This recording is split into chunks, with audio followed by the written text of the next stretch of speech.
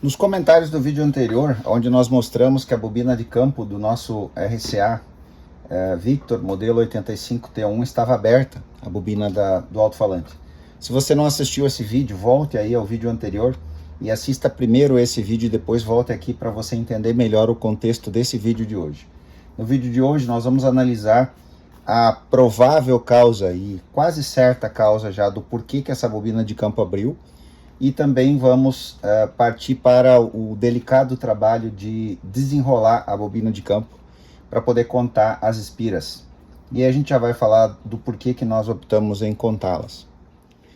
Bom, eu sou Mauro, técnico do Museu da Eletrônica, e hoje o que a gente vai fazer em primeiro lugar então, por que uma bobina de campo de um rádio que consome uma corrente muito baixa, como nós falamos no vídeo anterior, alguma coisa entre 65 miliamperes mais ou menos, por que uma bobina dessas abre? Para a bobina abrir é necessário que haja uma sobrecarga em relação à massa na sua saída. Bom, você pode pensar assim, mas essa sobrecarga em relação à massa aconteceu em qualquer ponto do rádio. Sim e não. Tecnicamente falando, não deve acontecer algum tipo de sobrecarga, porque essa tensão, que nós chamamos de tensão anódica, ela está alimentando o transformador de saída de áudio do rádio, ela está alimentando as placas das válvulas, e então não é uma lógica de que possa haver algum curto-circuito nesse circuito a tal ponto de fazer fritar aqui, literalmente queimar a bobina de campo.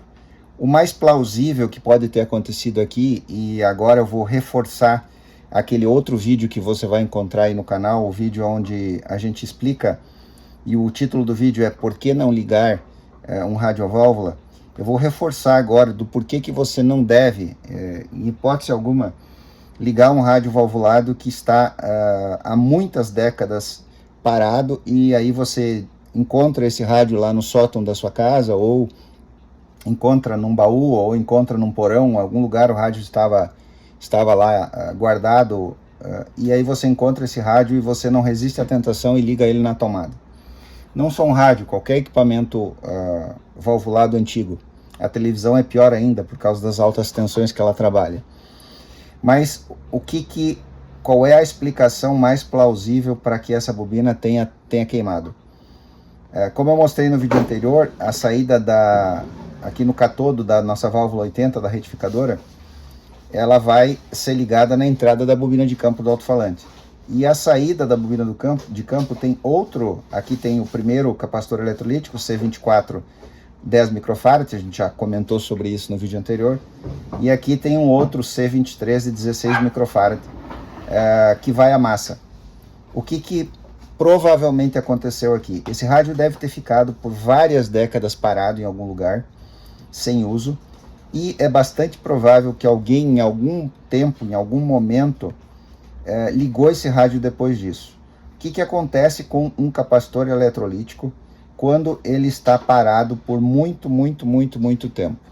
A gente sabe que um capacitor eletrolítico é um circuito aberto quando não está energizado, e ele é projetado para isso.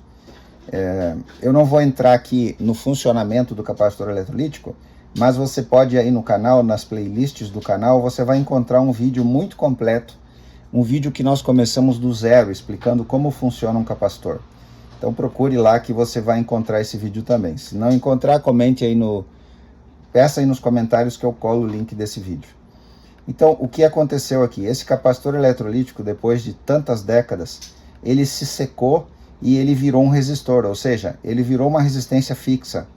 A sua resistência elétrica interna, que deveria ser infinita quando o capacitor está em bom estado, ela diminuiu. Ela ficou com uma resistência interna menor. Tendo uma resistência interna menor, quando se aplicou tensão aqui, naturalmente a corrente ela subiu muito.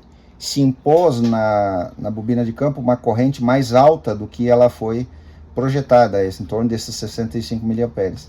E aí ela queimou. Essa é a explicação mais plausível.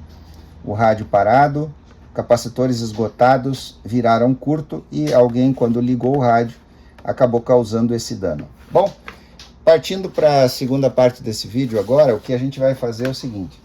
Como eu não mostrei antes, esse aqui então é o alto-falante com a respectiva bobina de campo, o espaço para a bobina de campo. Eu vou mostrar aqui dentro para compartilhar com vocês como é um trabalho frágil isso aqui. Isso aqui não é simplesmente tirar a bobina de campo e enrolar ela ou substituir ou fazer qualquer coisa assim. Substituir é impossível, a gente não consegue outra de maneira nenhuma num equipamento que foi fabricado há quase 90 anos atrás. Então, como que isso aqui funciona? A gente tem aqui então esse suporte metálico que vai manter a bobina no lugar, e ele tem um pino central que está fixado no suporte, e esse pino central onde encaixa a bobina de campo, ele também vai encaixar na bobina do alto-falante. Então olha lá, ó. A bobina do alto-falante está aqui, é bem visível. Vamos ver se dá para tirar essa parte também. Ok, dá para tirar essa parte. Olha que legal isso aqui. Então aqui a gente tem a bobina do alto-falante e a gente tem aqui a aranha. Então aqui está o movimento que o alto-falante tem que fazer, ok? Certo? Movimento do alto-falante. E esse pino então, a bobina de campo vai encaixar aqui, ele também vai encaixar na bobina do alto-falante. Então isso aqui é um trabalho de montagem extremamente delicado, porque se a gente deixar encostando ali, o alto-falante vai raspar. Quando colocar o áudio, o alto-falante raspa, né? Bom, ok, dito isso, o que a gente vai ter que fazer agora? Isso aqui vai aguardar até a gente resolver o problema da bobina de campo. O que a gente vai fazer agora então? A bobina de campo, ela está aqui, exatamente aqui. E aí você vai pensar assim, Mauro, por que você vai contar as espiras dessa bobina, se você pode usar outras técnicas que já foram sugeridas, por exemplo, aí nos comentários, e são técnicas que comumente as pessoas falam quando se referem a fazer um clone ou fazer uma bobina nova a partir de uma bobina antiga. E alguns disseram o seguinte, tá, mas por que você não pesa a bobina? E aí pelo peso, logicamente você vai ter uma comparação para poder enrolar novamente, desenrolar aquela e enrolar outra. Poderia até desenrolar o fio e pesar só o fio. Só que isso, quase 90 anos mais tarde, não funciona. Por que não funciona? Porque esse fio ele foi industrializado na década de 1930. E com a evolução tecnológica, os fios hoje são muito mais avançados. O processo industrial para fabricar os fios esmaltados, ele é muito mais avançado. Então a camada de resina que tem em cima do fio, ela é muito mais fina. E o peso, então, que seria contado inclusive em gramas numa balança de precisão, ele não vai dar certo. Então qualquer grama que der diferença, a bobina ficaria diferente da original. O único parâmetro que nós temos de referência que também você pode pensar, poderia ser usado, é que a bobina deve ter 1.300 ohms. Então você poderia pensar assim, bom, vamos desmontar essa bobina, vamos começar a enrolar uma bobina com fio novo e vamos medindo a resistência até chegar em 1.300 ohms. Mas isso não é viável, por quê? Porque os fabricantes de fio, e são diversos fabricantes de fio diferentes, muda o valor ohms metro de acordo com cada fabricante. Então, mesmo que a gente comprasse um fio específico para fazer isso aqui, e lembrando, esse fio é bastante caro, ele é muito caro esse fio. Então a gente teria que comprar esse fio por quilos e o preço é bem alto. Então também não é viável, a gente não vai conseguir, não vai ter sucesso se a gente usar a impedância que a gente sabe que tem que ter essa bobina. Então a gente parte agora para desenrolar ela. O que está acontecendo aqui?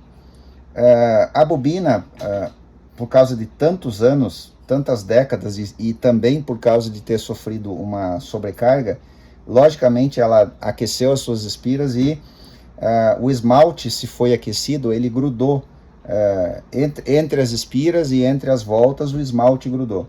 O que a gente faz então para fazer com que esse esmalte se solte e na hora de contar as voltas e desfazer a bobina não acabar arrebentando o fio?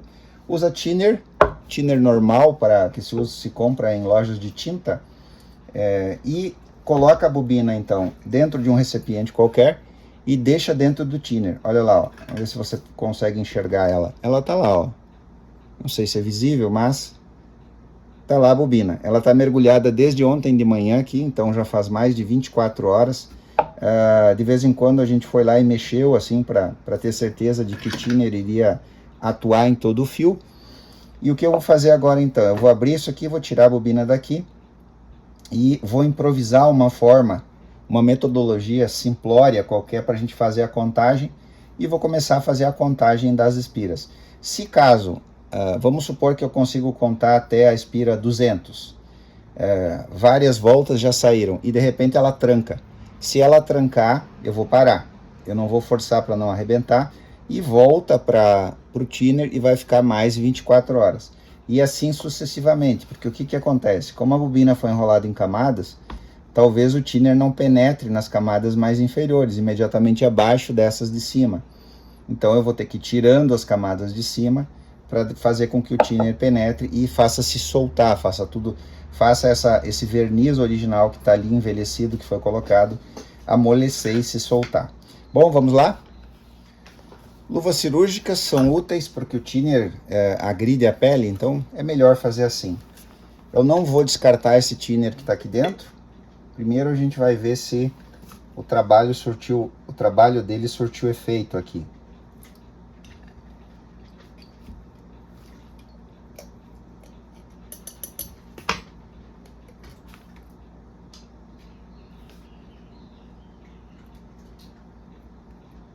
Ok? Agora a gente vai improvisar uma forma de fazer a contagem das espiras. Aqui já tem um efeito do thinner. Essa parte aqui se soltou, olha só.